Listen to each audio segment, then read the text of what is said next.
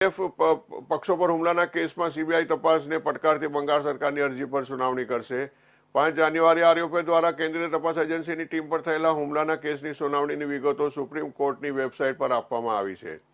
Justice GR ગવાઈ અને સંદીપ મહેતાની division bench 11 માર્ચે આ મામલે સુનાવણી કરશે। નોંધનીય છે કે 5 માર્ચે કોલકાતા હાઈકોર્ટ સીબીઆઈ દ્વારા સ્વતંત્ર તપાસના આદેશ આપવાની સાથે બંગાળ પોલીસને પણ આ હુમલાના માસ્ટરમાઇન્ડ શાહજહાં શેખને CID કસ્ટડીમાંથી સીબીઆઈને સોંપવા જણાવ્યું હતું।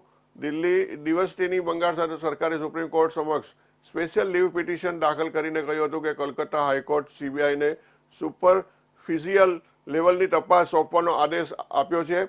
આના દ્વારા કાયદા હેઠળ નિવારણના અધિકારની સત્તા છીનવાઈ રહી છે। જો કે જસ્ટિસ સંજીવ ખન્નાની અધ્યક્ષતાવાળી ડિવિઝન બેન્ચમાં તાકીદની સુનાવણી માટે સૂચિબદ્ધ હોવા છતાં આ અરજીની હજુ સુધી સુનાવણી થઈ નથી।